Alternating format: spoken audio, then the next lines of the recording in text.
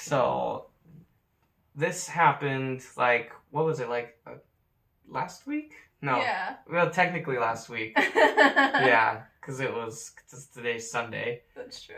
This week, last week, a few days ago. It was probably not that long ago actually, but I mean you had kind of a breakdown about our financial situation, and um, I was trying to comfort you a lot because I mean we're in debt, or we've accumulated we've accumulated some debt, but when we look at it, it's really not like a whole ton like student loan debts or anything like that. It's actually like pretty reasonable, but it's more still just than my like comfort zone. yeah, it's more than your comfort zone for sure. And so like we know that a lot of people struggle with like finances and you know with their relationship. And what's the three things that people like get divorced for? It's like financial cheating, finances. and I don't know the other one. there was a third one. I swear there was a third one. I don't know.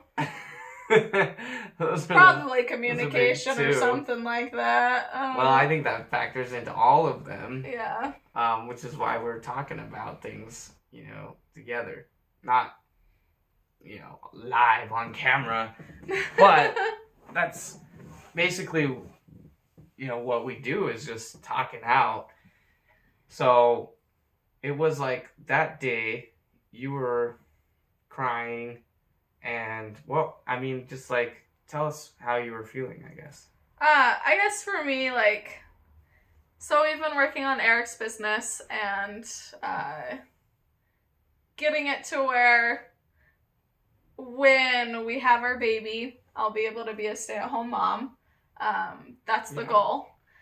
And, I was just really overwhelmed and stressed because it takes a little bit to get a business going. And to get it to where... You okay, buddy? You okay?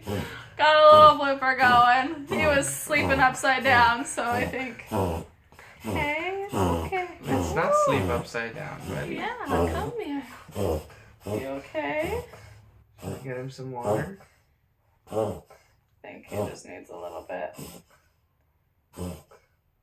It's okay. It's okay. Okay, well, he's good. What were you saying? We're alive. But the goal is to be a stay-at-home mom, and always starting a business, it takes a little bit to get it to where there's a steady income. And that stresses me out because, like, it's so fluid. And I'm like, can we really do this? Like, we're in debt right now, and the goal is to pay off the debt by the time our son comes. And I was just really stressed and overwhelmed and trying to, figure out if we could do this. Yeah. It's okay, buddy. Well, and for me, that, I mean, kind of hits home because you're like, am I being a good husband? Am I being a good father? Like, am I providing? Am I doing what I should, what's right, for my family? And, it's tough to kind of hear that and in such an emotional way, So I, in an attempt to, comfort you, I was like, well, I can get a full-time job and I can just, put the business on the back burner and we'll be okay. And, that'll be our steady stream of income. And you were like, okay, that makes me feel better, And so, like, I'm spending all this time doing applications and emails and stuff like that, and I'm just like kind of like now in a different mindset about like where we plan to go with our future. And so that like kind of messed me up. It kind of threw me for a loop, you know, because I was like, well, I thought we were doing fine, you know. And it's also because it's also partly because it's my fault, as because I was like a little bit like doubting myself and the business and everything that I was working towards. And so I kind of like expressed that in a bad way by saying like, well, maybe I'd rather do this thing, you know, instead of be the fitness guy, an online fitness coach, you know. And then she was like, okay, if you want to. And like I was kind of expressing like doubt, and then I felt like that was confirmed that I was like not doing good enough. Not doing good enough, yeah. And then when she came back the other day and started crying and just was like at a loss, you know, and like feeling super stressed out, well, obviously like that's stressful, and life can get stressful. And so like I was like, okay, then I will just do whatever you want to make you happy, was what my thought process was. But, you know, I neglected to think about how you want me to be happy, and we both want each other to be happy, you know, and that the stress of things is temporary as long as you are, you know, as long as you have Heavenly Father with you, and you have, you know, as long as God is on your side, which of course He is, you know, if you believe in that, and we do very strongly, you know. But anyway, so the next day, I had to open up to her and basically tell her that, and basically tell her where I was coming from, you know, why, and I didn't even know, you know, that's a lot of times what happens. You don't even know why you say the things that you do, or you feel the way that you do, you know. Well, and it took us like hour and a half to 2 hours to just kind of get to where we were feeling. I think a lot of it, when you're stressed and going through financial difficulty, sometimes you don't even know why you're stressed, and you have to kind of talk through things for a little bit.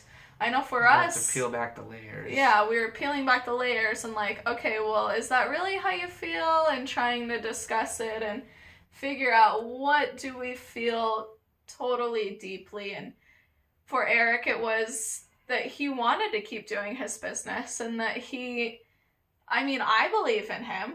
I know that you can do this. But for me, it was like, well, just make a decision and do it. Well, yeah, and for me, it's like, well, you know, when I get signals from you, you know, I internalize those, and then it builds up, and I'm like, well, that must mean that you don't believe in me, you know? And like, when you say it out loud, though, then you're like, okay, well, that must not be the case, because I know that, you know, she's an incredible person.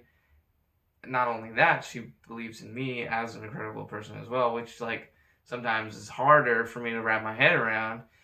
So that's kind of like how I would have liked to explain it to you. But you sometimes have to just say what you're thinking, even if it's like, because what happened was basically I made you feel like you were a terrible person, and you made me feel like I was a terrible person until we got to the bottom of it, and you know, we had to explain like, I don't think you're a terrible person, and I know that you didn't intend for this, but this is how I felt in the moment, you know. But I don't feel that overall. Like, I don't feel that now, and I don't think that, you know, you want me to feel that way. Like, is this making sense? You know, can you confirm or deny? Yeah, exactly. So you're just, sometimes you have to do that though. You have to kind of be like really almost real to the point where it's almost rude. You have to be raw. And, yeah, you have to be raw, because sugarcoating it leaves a lot of miscommunication, and just like it just makes you confused sometimes because you're like, well, what do you really mean? Because you're always saying like, I want you to do what you want, but I'm also like, I want to do what you want me to want to do, want you want me to do. I don't know. Yeah, a lot of it is just being open and honest. Like, even if it hurts to say, like, as a married couple, you're going to go through lots of mini discussions and trying to figure out what the other person's feeling and trying to explain what you're feeling, which is a very difficult thing sometimes to do. Yeah. And, you know, it's where you need to have a conversation without yelling at each other, and it's okay to feel a little overwhelmed, and sometimes if you need to take a break, that's okay too, because we've done that in the past where we're like, hey, we need 15 minutes to just wind down and figure out what's really going on in our heads. But it's important just to, like, keep going at it and trying to figure out what is really going on through your head and what are you feeling, and just being open and honest with your partner, because you should be able to feel like you can lay everything on the line and be totally raw and open up your heart to your partner. That should be your safe zone. And, Right. you know, finances are a difficult thing to talk about when you feel like the other person maybe is not pulling their weight and you're doing all that you can and there's not much more that you can do, and vice versa. But you feel that way? I did. We already You talked did. about that. Yeah, I but did then when feel you that way. when you say that though, then it's like, oh wow, that was I was like, you know. But when you're like, you know, that's how I felt, like, I know that I'm probably wrong, and then you're like, well, I hope you're wrong, you know, but is there anything I can do to, like, pull my weight more or whatever and make you feel more secure? And then you think about it and you go, well, maybe there is or maybe there isn't. But, you know, if there is, then it's like, you know, I'm willing to do that. You know, I'm willing to do whatever. And once you know that, then, you know, it's kind of easier because it's like, well, we know that we're willing to go through whatever with each other. Yeah. You know? You gotta pull the pride back a lot when you're in a relationship. You have to think a lot about the other person and yourself, and not think, oh, well, I'm this awesome person and I should be able to do whatever I want. Like, you gotta pull the pride back and be willing to hear if you're not doing everything you can or filling those love cups. Yeah. Well, we'll talk about that later too. Yeah. But I think that that's it though. That's pretty much it that we want to talk about, because every time that we talk openly and we actually like go through that, you know, kind of crappy stage, you know, where we're like not on the same page, once we get onto the same page and once we, you know, like you said lay it out all on the line, and basically, you know, you risk a lot by saying some of the things that you say, but I feel closer to you after we do that. Oh, yeah. Like way closer. Like, we are, you know, back to being the power couple, you know, and then the unstoppable force, you know. That's how I feel anyway. No, I totally agree with you. I feel like after we get through that tough moment of being raw and open, your relationship adds another thread. It gets even stronger and stronger, and as you keep that open communication, you're just adding threads to your rope, and it makes it harder to break that kind of relationship. And so, well, and that's what's good is that in all of the discussions that we've had, you know, there's no like option, I guess, for severing the relationship. Like, that doesn't even enter into the conversation or the equation, because we've decided that that's not part of it. You know, what it is just finding out, okay, we're like, where are we gonna go from here as a couple, you know? Because we are going to do it together. Whatever it is, we're gonna do it together. And when we do it together, we're stronger together. Yeah, super cheesy as always. I feel stronger. I guess I was pretty cheesy too. So no, you're strong. You're strong. Flex those muscles. Yeah. Flex them. Okay. Well, Well, I think that's Next all we week we'll wanted to talk say. about love cups and communication as well. So stay tuned. Thanks, guys.